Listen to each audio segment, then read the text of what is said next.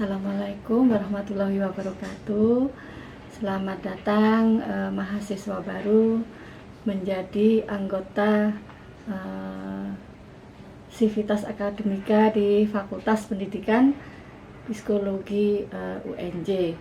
Mudah-mudahan semua tetap semangat, walaupun pada masa begini tetap semangat untuk mengikuti kegiatan PKKMB.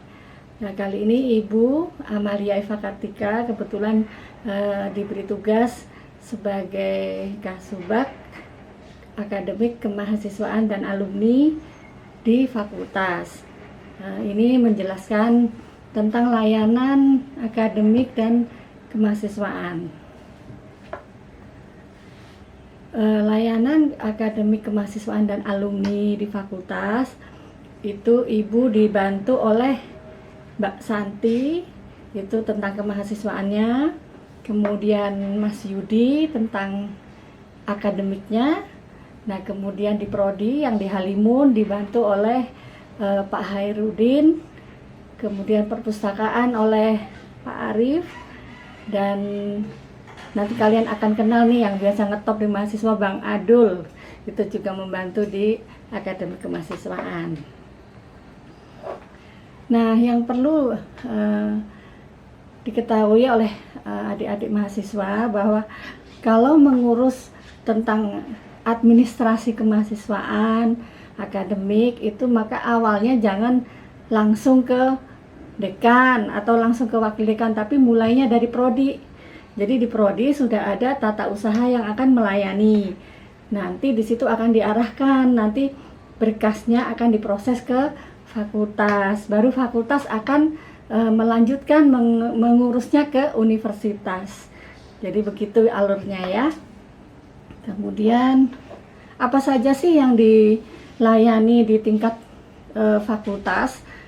Antara lain adalah yang pertama tentu layanan permintaan dari prodi. Jadi yang seperti saya katakan tadi, apapun yang kalian minta dilayani di prodi, maka biasanya kalau terkait universitas akan dilanjutkan ke fakultas. Yang kedua seperti usul cuti. Jadi untuk mahasiswa boleh cuti 2 kali dalam masa kuliahnya. Kemudian atau mungkin ada yang terpaksa harus pindah universitas, itu juga melalui fakultas. Usul beasiswa, kalau beasiswa itu dari universitas maka usulnya melalui fakultas. Kemudian yang kelima adalah pemberkasan wisuda, itu juga melalui fakultas. Yang keenam, surat keterangan mahasiswa yang diterbitkan oleh Biro Akademik Kemahasiswaan dan Humas UNJ, itu mintanya juga melalui fakultas. Yang ketujuh adalah mengupdate data mahasiswa di pangkalan data dikti. Jadi adik-adik nanti coba dicek datanya, pasti udah ada tuh sebagai mahasiswa di pangkalan data dikti. Cuman mungkin pada waktu mengisi ada yang kurang pas. Nah, itu bisa diurus melalui fakultas. Selanjutnya tentang legalisir ijazah buat alumni. Jadi alumni kalau mau legalisir ijazah langsung ke fakultas, tidak perlu ke prodi.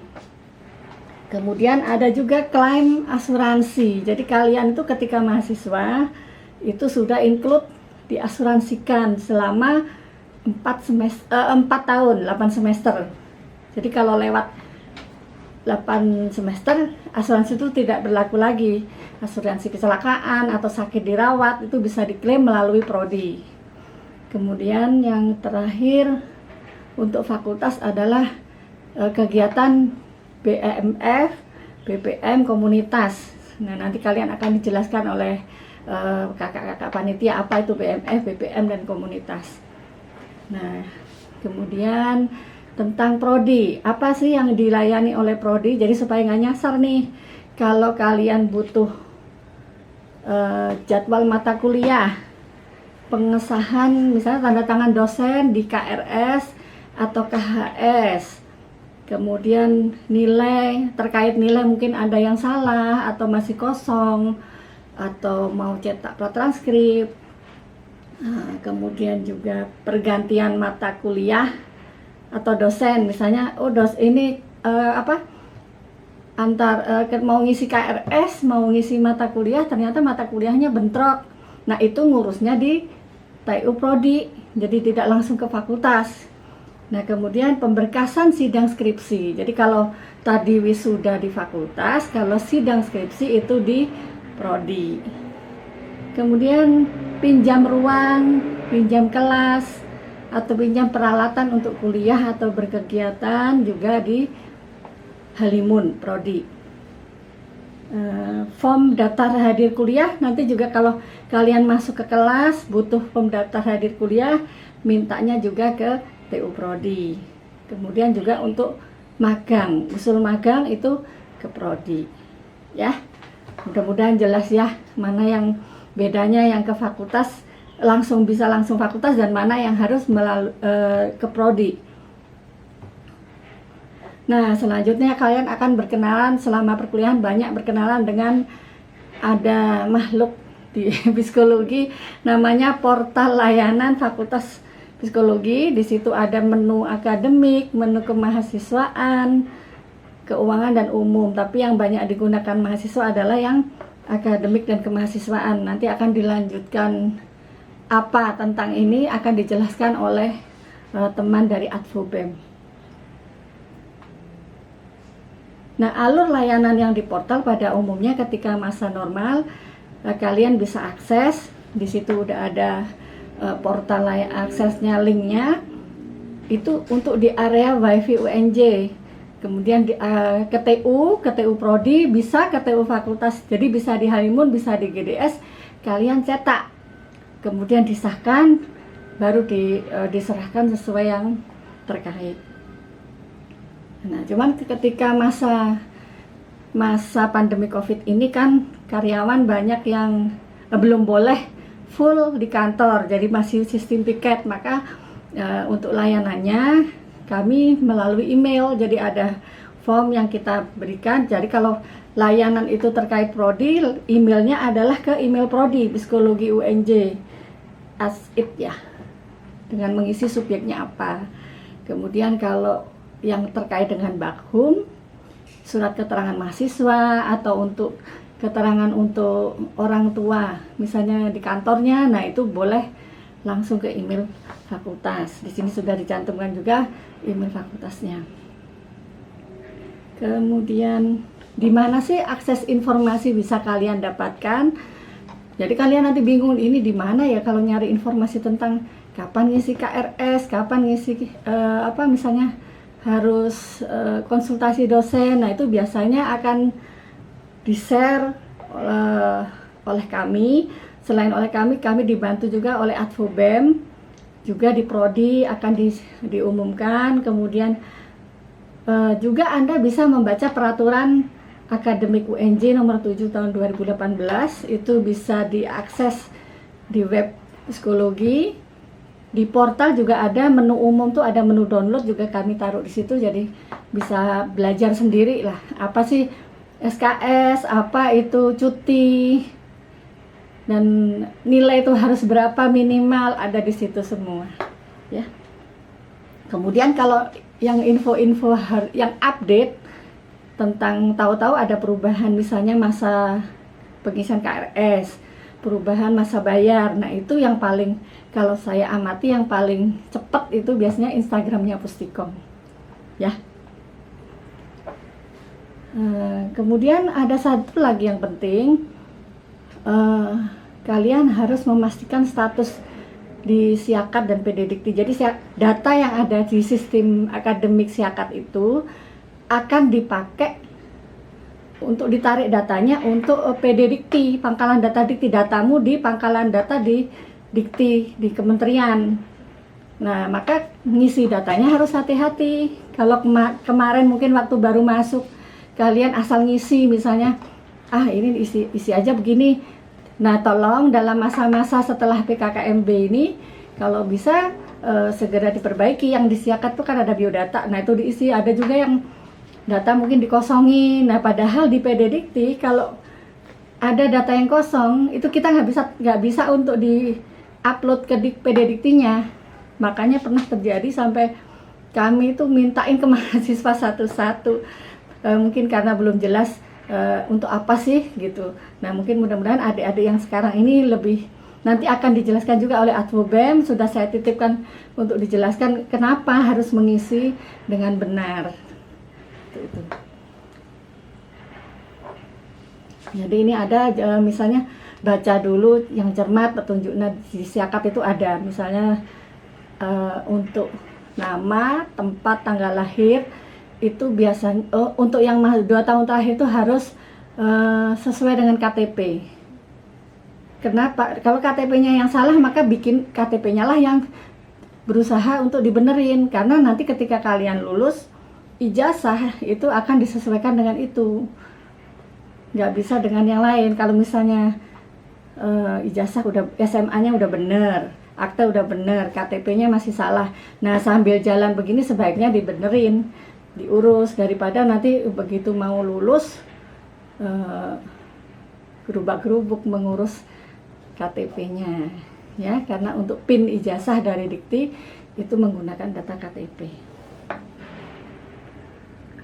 Nah, setiap semester ada hal-hal yang rutin akan kalian lakukan, dan itu terus setiap semester. Jadi apa ya, seperti kita sehari-hari makan, pagi ngapain, pagi mandi, sarapan, nah seperti itu. Nah, dalam dunia perkuliahan juga gitu, ada yang setiap semester itu selalu bergulir rutin. Jadi awalnya pasti kalian harus mulai dengan membayar UKT sesuai jadwal yang ada di-share oleh UNJ. Kalau udah bayar UKT, cermati jadwal kuliah yang dikeluarkan oleh prodi. Nah, yang boleh diambil itu apa? Misalnya mata kuliah syarat itu kan harus lebih dulu diutamakan daripada yang pilihan.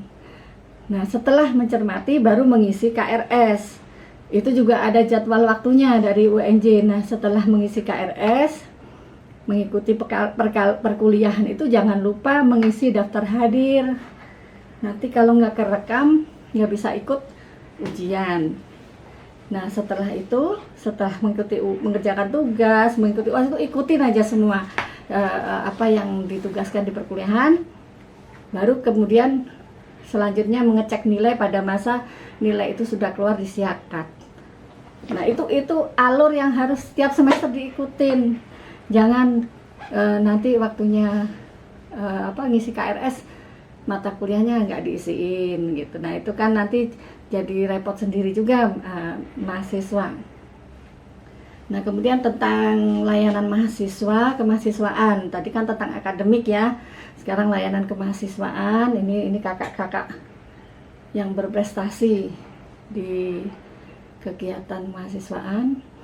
Di kemahasiswaan itu ada layanan beasiswa. Beasiswa itu ada yang diumumkan melalui universitas karena memang kerjasama dengan UNJ, tapi ada juga yang kalian mencari secara mandiri, misalnya di Google atau tahu dari teman atau orang tua, seperti beasiswa BCA, beasiswa Jakarta, Dompet Duafa, Mizan, itu masih harus mencari sendiri informasi itu. Kalau beasiswa yang rutin dari universitas adalah beasiswa PPA, Gudang Garam, Hino. Nah, nanti mungkin akan lebih jelas kalau kalian sudah kuliah, pasti itu informasi itu akan banyak disampaikan oleh kakak-kakak dari BEM. Yang sudah direkrut dari SMA adalah bidik misi dan KJMU. Mungkin di antara kalian udah ada ya yang tercantum statusnya mahasiswa bidik misi, mahasiswa KJMU. Nah, itu juga nanti kan biasanya ada program-programnya tuh, ada aturan administrasinya. Nah, itu juga harus diikuti supaya ketika mau lulus tidak menjadi masalah gitu. Nah, ini juga tadi yang tadi saya katakan bahwa untuk bidik misi dan KJMU ini perhatiannya untuk menyelesaikan apa yang diarahkan oleh forumnya. Nah, tentang klaim asuransi tadi sudah saya jelaskan. Jadi mahasiswa, misalnya ada mahasiswa yang kita nggak ingin ya, tapi misalnya ada yang kecelakaan dirawat, nah itu bisa diklaim keluarganya, misalnya lapor membawa syarat-syaratnya ke prodi, nanti prodi yang akan mengurus ke fakultas dan fakultas mengurus ke universitas. Atau yang meninggal karena sakit keras atau kecelakaan, itu juga bisa diklaim asuransinya. Syarat-syaratnya Ini ada ketentuannya, tapi yang jelas adalah bahwa mahasiswa itu masih aktif dalam 8 semester, jadi tidak lewat semesternya. Kemudian klaimnya itu tidak lewat 90 hari, 90 kali 24 jam dari kejadiannya. Nah, ini yang penting juga yang baru, yang termasuk baru, SKPI, Surat Keterangan Pendamping Ijazah. Jadi nanti kalian kalau lulus, mungkin kalau kakak-kakakmu belum baru 2 tahun terakhir, jadi akan dapat ijazah, transkrip, dan SKPI. SKPI itu apa? Nah, SKPI itu segala kegiatanmu, segala aktivitasmu yang di luar perkuliahan. Misalnya kalian ikut organisasi, mau jadi anggota, mau jadi ketua, atau ikut lomba, mau menang, mau tidak. Nah, usahakan itu semua dikumpulkan. Nah, untuk dikumpulkan di data. Nah, ketika pada akhirnya kamu mau wisuda, biasanya ada pemberkasan. Nah, itu biasanya diminta untuk mengisi, ada linknya. Jadi kalau udah dikumpulin kan nggak bingung-bingung nanti. Misalnya kamu kegiatan ikut organisasi tapi kamu nggak dikasih sertifikat, ingatkan aja ke organisasinya bahwa perlu minimal surat keterangan bahwa kamu sebagai apa dalam organisasi tersebut, ya. Untuk angkatan 2018, 19 termasuk Anda yang 2020 nanti akan menjadi sesuatu yang wajib SKPI itu. Jadi ada minimal poin untuk bisa lulus. Kalau yang sebelum-sebelumnya masih yang penting ada SKPI tapi nggak ada minimal batas poinnya.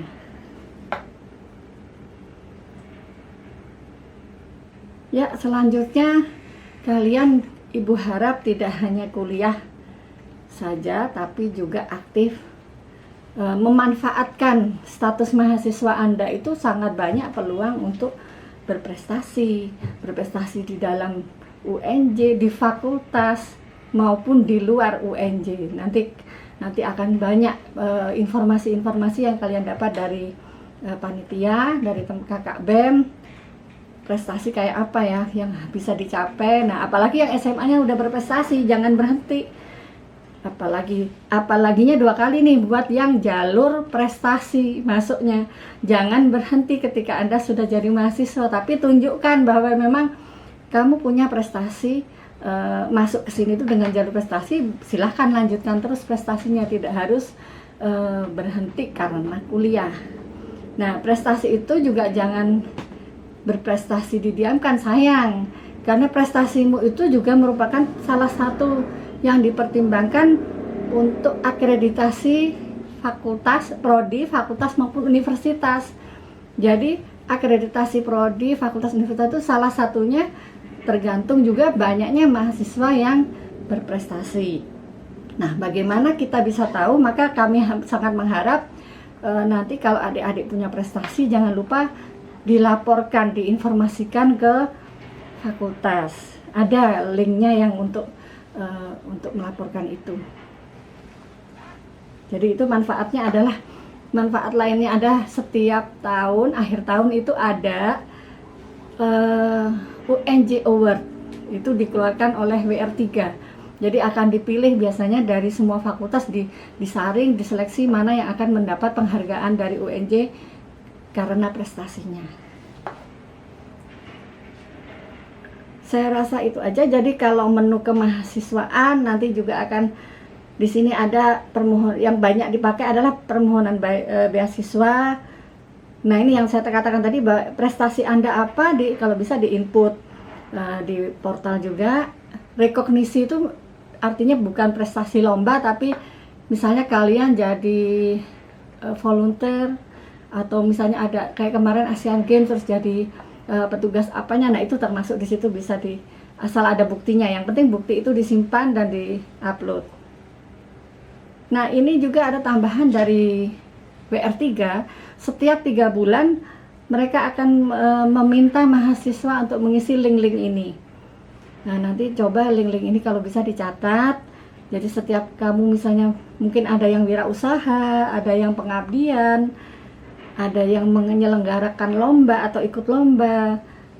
Nah, itu bisa mengisi link ini. Gunanya mungkin buat kalian akan sedikit repot mengupload bukti dan mengisinya, tapi akan sangat bermanfaat. Berarti kalian sudah membantu untuk universitas, fakultas, prodi dalam meningkatkan akreditasinya. Saya rasa itu cukup, mudah-mudahan yang saya sampaikan bermanfaat dan bisa dimanfaatkan selama kalian kuliah. Ya, makasih.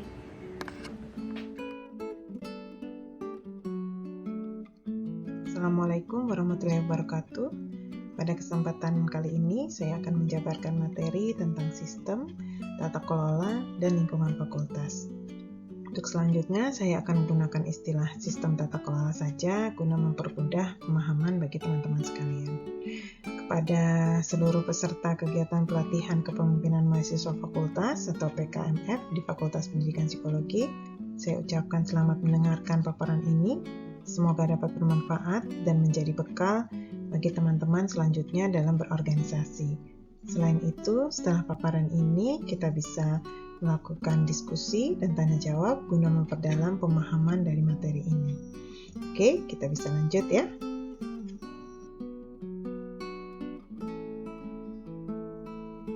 Sebelum masuk pada paparan utama, saya akan menjelaskan pokok bahasan apa saja yang ada dalam materi ini. Seperti dapat kita lihat di sini, terdapat 8 hal yang akan kita bahas. Dimulai dari pengertian, kemudian urgensi pemahaman, yaitu mengapa pemahaman tentang tata kelola ini menjadi penting untuk teman-teman sekalian, untuk kader-kader pengurus BEM, dan calon-calon pemimpin di masa depan.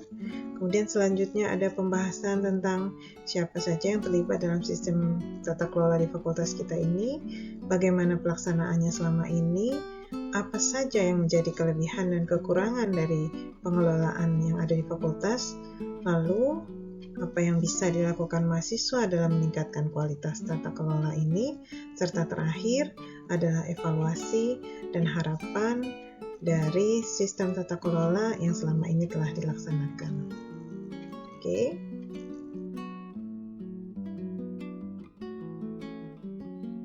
Pokok bahasan pertama yang akan kita bahas adalah pengertian dari sistem tata kelola yang ada di fakultas. Apa sih sistem tata kelola itu? Sistem tata kelola fakultas adalah serangkaian peraturan internal yang ada di fakultas.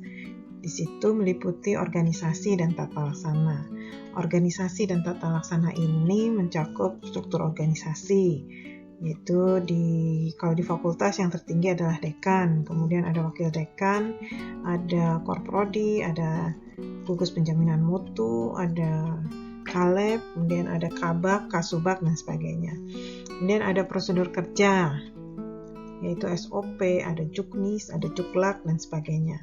Kemudian adanya ketersediaan dan pengembangan sumber daya manusia, serta efisiensi biaya. Selanjutnya ada akuntabilitas.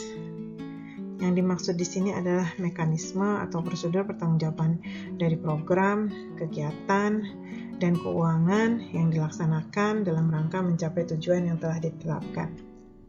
Jadi kalau teman-teman melakukan program, melakukan suatu kegiatan, harus ada pertanggungjawabannya, harus ada laporannya, dan semua kegiatan program dijalankan haruslah dilaksanakan untuk mencapai tujuan yang telah ditetapkan.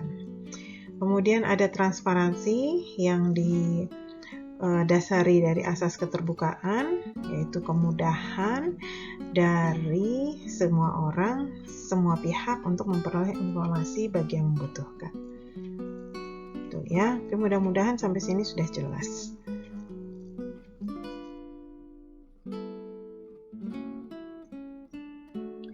Selanjutnya adalah apa sih pentingnya teman-teman harus paham tentang sistem, tentang tata kelola, harus paham tentang lingkungan yang ada di fakultas. Ada 2 hal utama yang menjadi concern, menjadi perhatian, yaitu untuk mencapai tata kelola organisasi yang baik atau disebut juga dengan good organization governance, kemudian untuk mencapai tujuan dari organisasi itu sendiri. Nah, tata kelola organisasi yang baik ini dibutuhkan untuk apa? Yaitu untuk mengatur, untuk mengendalikan hubungan antar pihak manajemen, yaitu pihak dekanat, pihak prodi, pihak tata usaha, ya, kepada seluruh pihak yang berkepentingan, yaitu mahasiswa, dosen, karyawan, mengenai mempunyai hak-hak dan kewajiban mereka sesuai dengan visi dan misi dari organisasi, yaitu sesuai dengan visi dan misi dari fakultas yang kemudian tentu saja terkait dengan visi dan misi dari universitas. Yang berikutnya adalah untuk mencapai tujuan dari organisasi, yaitu tujuan dari fakultas kita, yaitu supaya bisa menjadi organisasi yang efektif dan kemudian bisa juga menciptakan nilai tambah bagi semua pihak yang berkepentingan. Anda sebagai mahasiswa itu mempunyai kepentingan untuk bisa berada dalam organisasi yang efektif, yaitu misalnya kalau Anda di Fakultas Psikologi ini, akreditasinya sudah A. Nah, ini adalah nilai tambah untuk Anda sebagai anggota ada dalam organisasi itu sendiri. Jadi, mahasiswa, kenapa Anda harus paham, kenapa harus bisa mengerti bahwa di dalam suatu organisasi ada sistem di situ, ada tata kelolanya di situ. Itu tadi supaya setiap anggota yang ada bisa memahami hak-hak dan kewajibannya untuk mencapai visi dan misi dari organisasi tersebut. Nanti kalau Anda berada dalam organisasi BEM, Anda harus paham, saya punya hak A, B, C, D. Tapi Anda juga punya kewajiban D, E, F, G, sehingga bisa mencapai suatu organisasi yang efektif. Oke.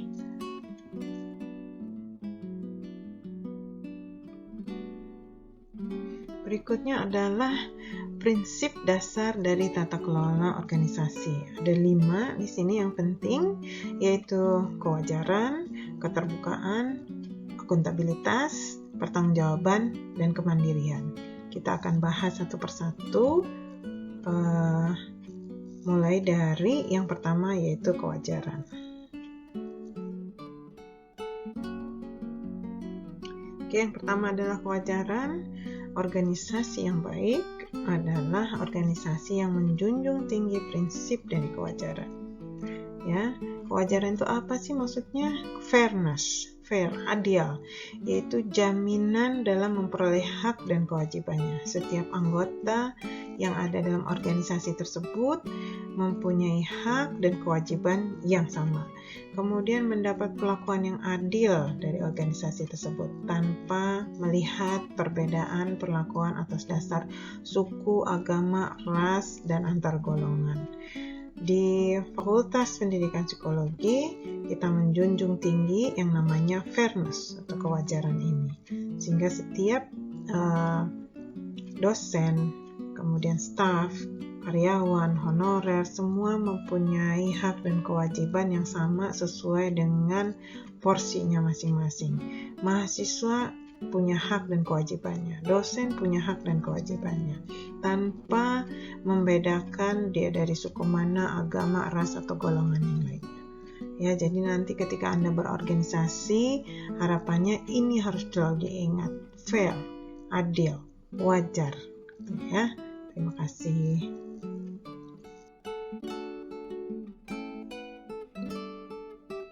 Prinsip dasar yang kedua adalah keterbukaan atau transparansi. Suatu organisasi yang baik harus menerapkan prinsip keterbukaan, baik atas informasi pencapaian kinerja yang harus dilaporkan secara tepat dan akurat. Prinsip ini meliputi keterbukaan atas kondisi keuangan, kemudian kinerja organisasi, pencapaiannya seperti apa, kemudian kepemilikan aset-aset yang ada seperti apa, kemudian pengelolaan organisasi. Apa saja yang selama ini telah dilakukan oleh organisasi untuk mencapai visi dan misi yang telah ditetapkan.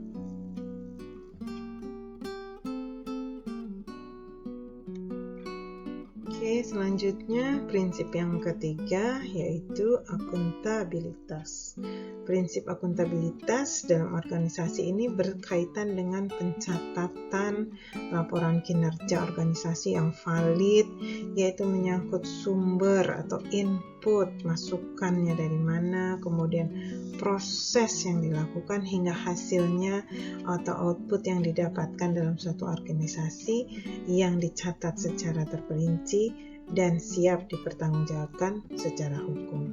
Akuntabilitas. Itu yang dimaksud dengan akuntabilitas.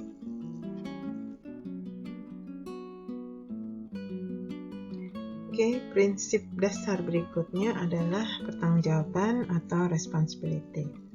Teman-teman, organisasi itu adalah salah satu sarana untuk mencapai tujuan. Jadi kenapa orang kemudian ikut berorganisasi, terlibat dalam suatu organisasi karena punya suatu tujuan yang sama yang kemudian ingin mereka capai bersama-sama. Sehingga setiap orang, setiap anggota dari organisasi tersebut, di dalamnya ada pemimpin dan anggotanya, itu mempunyai tanggung jawab masing-masing untuk melaksanakan perannya untuk mencapai visi misi atau tujuan yang hendak dicapai oleh organisasi tersebut. Sehingga pertanggungjawaban di sini adalah tanggung jawab dari masing-masing anggota, masing-masing pemimpin untuk melaksanakan perannya dalam organisasi tersebut. Kemudian yang perlu digarisbawahi di sini adalah kebijakan yang diambil oleh pengelola organisasi itu harus menghindari hal-hal yang merugikan organisasinya sendiri atau berpotensi merugikan pihak eksternal, baik secara moral maupun material.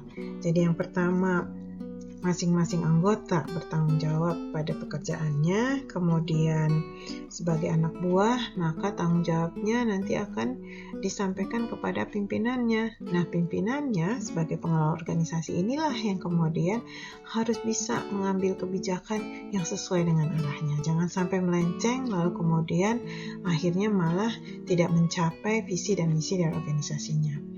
Jadi nanti kalau Anda adalah anggota BEM, maka ketua BEM inilah yang nanti bersama-sama dengan pengurusnya yang kemudian menentukan arah nih, kemana nih visi misi BEM ini.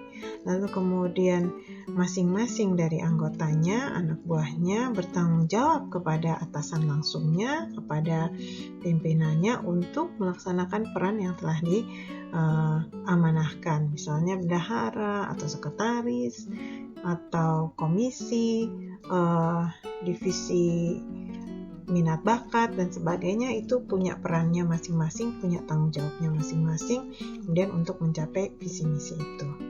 Saya harap sampai sini bisa dipahami. Nanti kalau ada yang hendak ditanyakan, silahkan ditanyakan pada sesi tanya jawab. Terima kasih.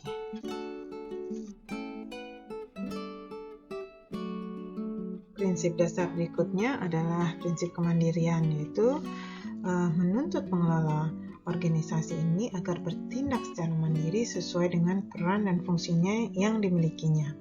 Tidak ada tekanan dari pihak manapun yang tidak sesuai dengan standar operasional prosedur. Namun, pengelola organisasi harus tetap memberikan pengakuan terhadap hak-hak dari pihak terkait sesuai dengan ketentuan yang berlaku.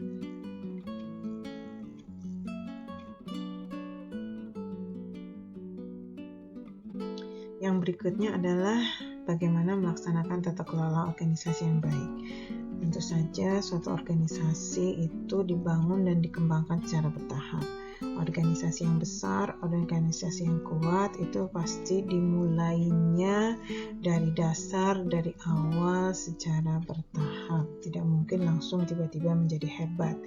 Yang pertama yang harus dikembangkan adalah sistemnya dan kemudian pedomannya dari tata kelola organisasi itu. Lalu kemudian sistem dan pedoman ini harus terintegrasi dari semua bagian. Dari BEM, kemudian ada di bawahnya sekretaris, bendahara, lalu kemudian ada komisi, komite, divisi, itu harus terintegrasi dengan baik. Jangan kemudian divisi A dan divisi B melakukan suatu hal yang sama, atau kemudian atau sebaliknya melakukan suatu kegiatan yang bertentangan karena tidak adanya integrasi dari setiap bagian. Kemudian untuk mendukung itu maka diperlukan pemahaman dan pengetahuan dari prinsip tata kelola organisasi yang sama. Kalau saya menyebutnya adalah we are talking in the same length or in the same wave, artinya berbicara dengan gelombang yang sama.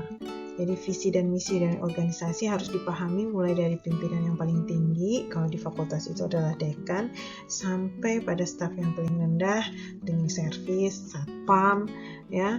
Itu semua harus punya visi dan misi yang sama, sehingga bisa kalau gelombangnya sama, pemahamannya sama, maka tujuannya akan lebih cepat tercapai.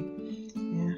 Jangan sampai yang A punya pemahaman yang bagus, yang B masih ketinggalan, cuek-cuek aja, nggak mau tahu tentang visi dan misi organisasi yang ada di dalamnya, yang dia ada di dalamnya.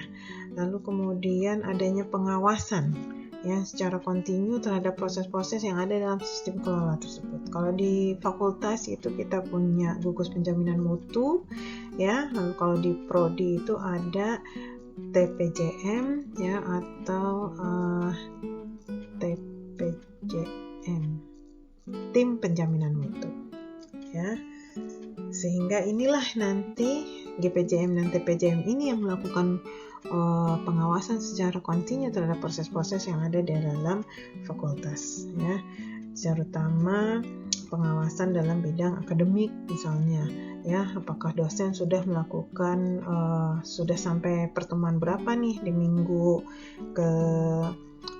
Mei atau Juni, awal Juni ini perkuliahan sudah sampai pertemuan ke-13, ke-14, harusnya sudah hampir UAS. Nah, ini tim GPCM dan TPJN yang kemudian selalu melakukan pengawasan. Ya, jadi dikembangkan secara bertahap, kemudian ada sistemnya, ada pedomannya yang bisa diikuti oleh semua anggota dari organisasi tersebut, kemudian punya pemahaman yang sama, serta adanya pengawasan yang terus-menerus secara kontinu pada proses-proses yang ada dalam organisasi tersebut. Oke, mudah-mudahan sampai sini masih bisa diikuti. Kita lanjut kepada yang berikutnya.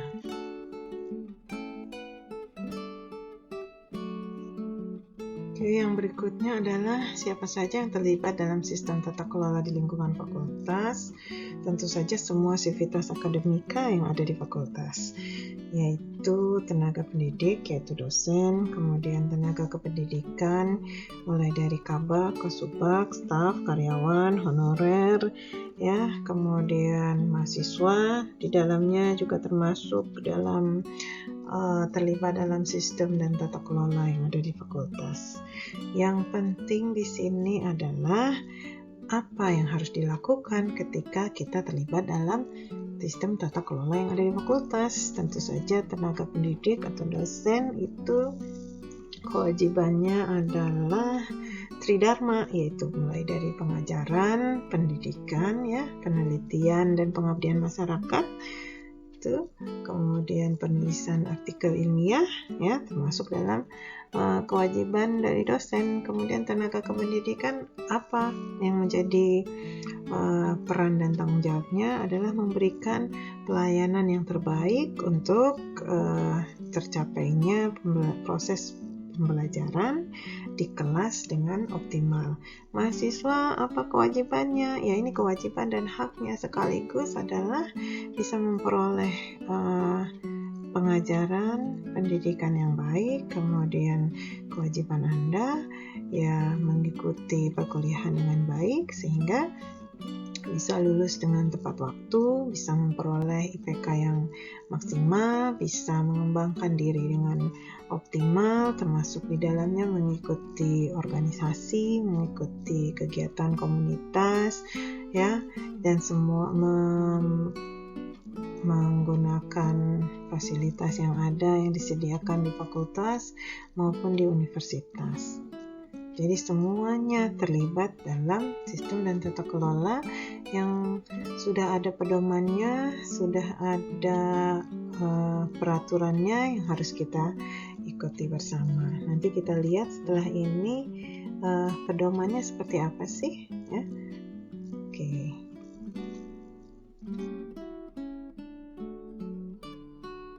Yang berikutnya adalah standar dan pedoman apa aja yang ada di dalam sistem dan tata kelola yang ada di fakultas. Tentu saja sebagai salah satu unit kerja dari Universitas Negeri Jakarta, maka Fakultas Pendidikan Psikologi mengikuti peraturan dan pedoman yang ada di Universitas Negeri Jakarta. Peraturan yang pertama yang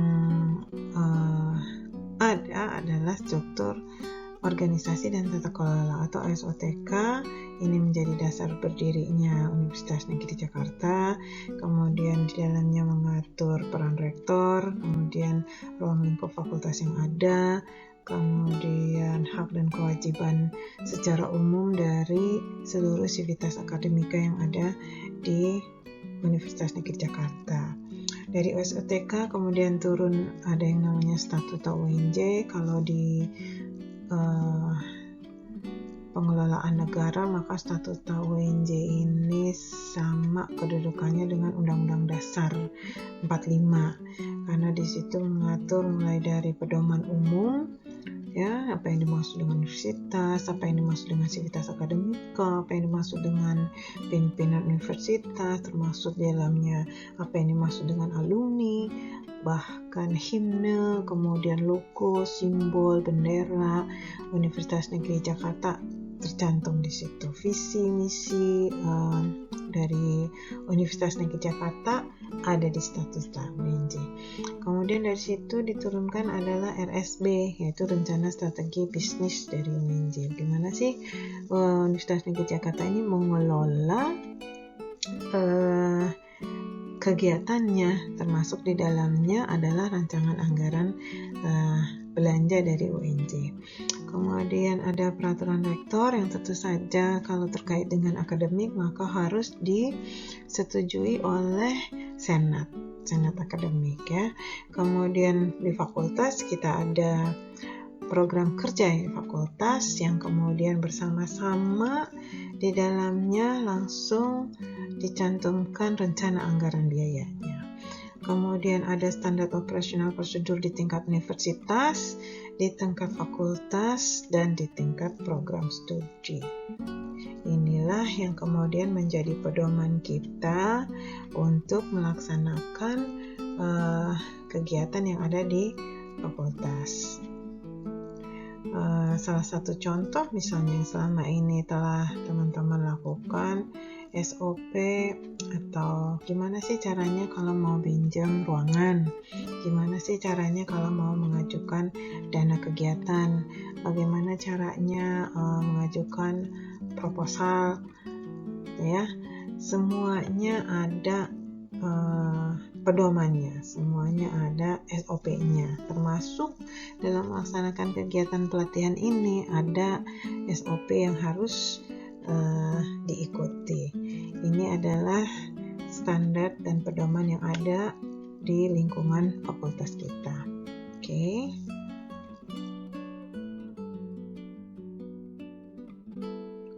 Lalu bagaimana pelaksanaannya? Bagaimana implementasinya?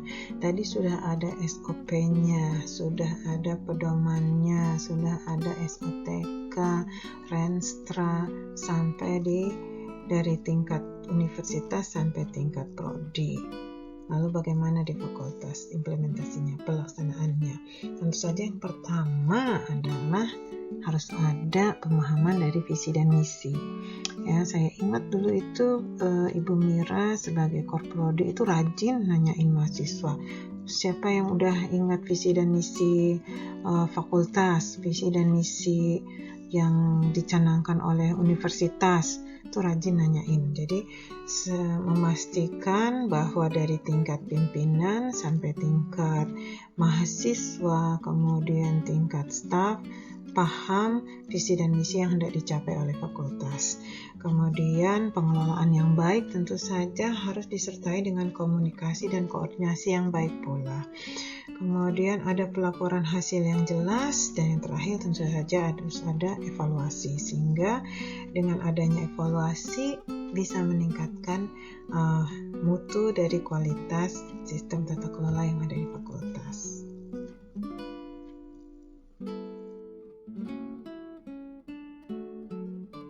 Oke, kalau tadi itu adalah tentang pelaksanaan sistem tata kelola yang ideal, lalu bagaimana sebenarnya selama ini yang telah terjadi, apa saja kekurangan dan kelebihan yang ada di fakultas. Kekurangannya mungkin sering terjadi adalah kurangnya koordinasi sehingga terjadi kesalahpahaman. Mahasiswa sudah jauh-jauh hari merasanya mengajukan surat permohonan peminjaman ruangan misalnya, tapi kemudian suratnya baru diterima oleh pihak Kasubag baru hari itu, padahal ngerasanya udah lama gitu. Nah, ini bisa jadi kesalahpahaman, bisa jadi karena adanya koordinasi yang masih belum baik di tingkat prodi, sehingga terjadi kesalahpahaman. Kasubag merasa, wah ini mahasiswa kok kayaknya ngeburu-buru, baru hari ini masukin suratnya, padahal besok akan dilaksanakan kegiatannya. Nah, siapa tahu surat yang ada itu, yang sudah diajukan lama itu ternyata tertimbun oleh surat yang lain, sehingga baru bisa tahu hari ini gitu ya. Jadi adanya koordinasi atau kesalahpahaman dari kurangnya koordinasi sehingga terjadi kesalahpahaman dalam pelaksanaan sistem dan tata kelola. Kemudian kurangnya implementasi dari SOP. SOP-nya bilang A, B, C, D. Kemudian karena situasi, karena kurangnya pemahaman dari prosedur SOP, maka yang ABC itu dipotong kompas, udah langsung aja lah dipinjam, padahal ada aturannya. Nah, ini yang saya sendiri merasa masih kurang. SOP-nya udah bagus, udah ada semua aturannya, implementasinya yang masih kurang di sana sini. Saya terbuka untuk menerima masukan dari teman-teman mahasiswa, apa saja yang kurang dari pelaksanaan yang ada di fakultas dan di prodi selama ini. Kemudian kelebihannya saya melihat adanya dedikasi dan komitmen dari teman-teman dosen, teman-teman di staf ya, tenaga kependidikan maupun di mahasiswa untuk melaksanakan tujuan dari visi dan misi fakultas kita ini ya. Kemudian atmosfernya yang dinamis dan terbuka ya, nggak merasa kaku atau ditutup-tutupi ya. Kemudian adanya penjaminan mutu yang berkesinambungan setiap semester, mungkin setiap setengah semester kali itu ketua GPJM dan TPJM itu selalu mengingatkan dosen untuk memastikan bahwa proses pembelajaran berjalan dengan lancar. Kemudian setiap saat harus ada kita melakukan perbaikan dan peningkatan mutu. Jadi memang belum sempurna apa yang sudah dilakukan di fakultas ini, masih bayi fakultasnya ya, tapi dengan adanya perbaikan dan peningkatan yang terus-menerus dilakukan, maka kedepannya pasti akan lebih baik.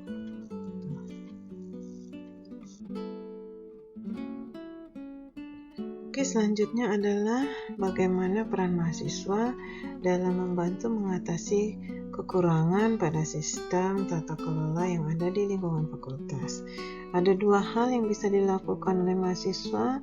Yang pertama adalah peran aktif dari Anda untuk mengikuti aturan yang ada.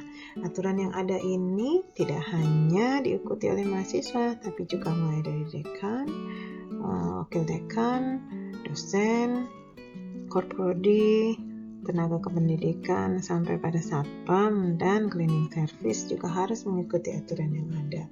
Aturan apa saja sih yang ada ya? Kalau Anda ini kan utamanya adalah proses belajar mengajar, kegiatan Anda perkuliahan.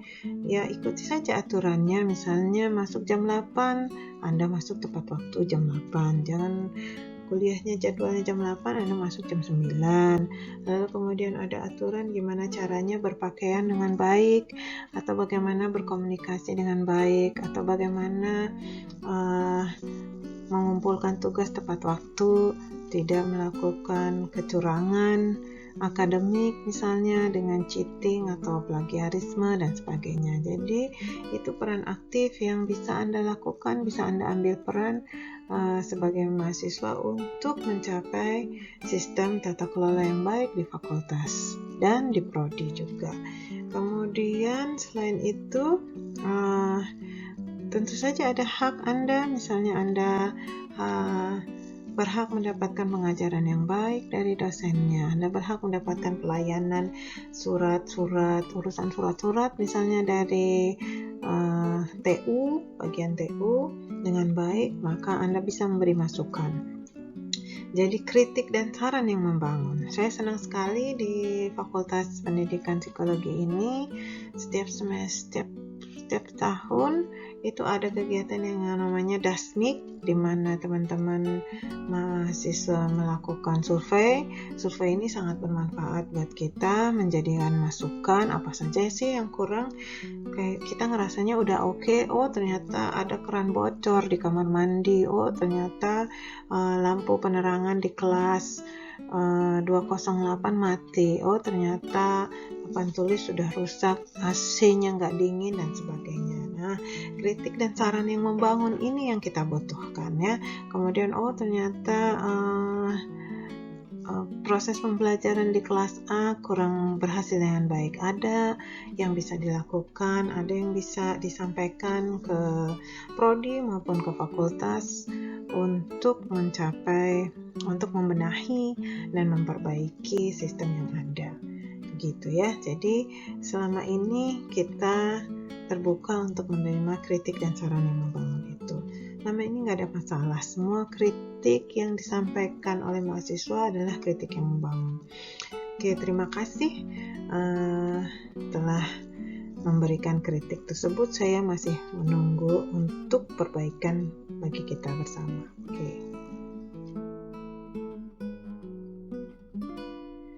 Oke, pokok bahasan terakhir pada paparan ini adalah evaluasi dan harapan bagi terciptanya sistem tata kelola lingkungan fakultas yang baik. Tentu saja evaluasi ini diharapkan untuk dapat meningkatkan mutu SDM, meningkatnya kualitas kinerja, serta meningkatnya implementasi dari sistem tata kelola yang sudah ada.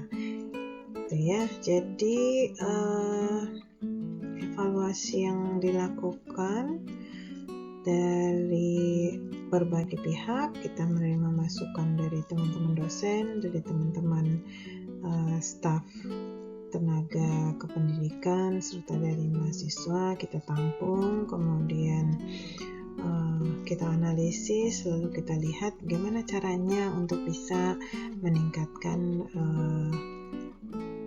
sistem pengelolaan untuk menjadi lebih baik, ya. Meningkatnya mutu SDM itu menjadi harapan karena dengan meningkatnya mutu SDM yang ada, tentu saja itu bisa meningkatkan kualitas kinerja yang ada.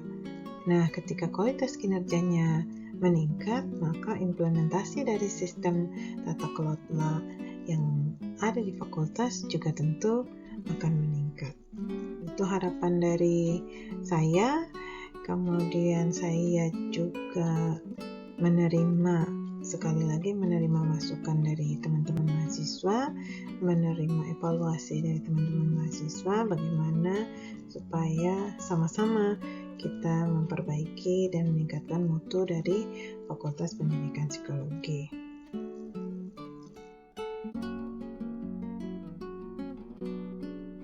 Oke, demikian tadi paparan yang saya sampaikan untuk kegiatan PKMF ini. Mudah-mudahan bisa bermanfaat,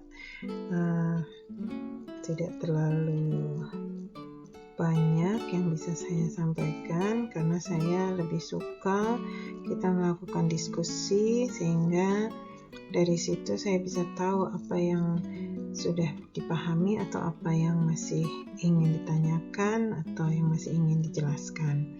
Ya, kemudian selanjutnya selamat mengikuti rangkaian kegiatan PKMF.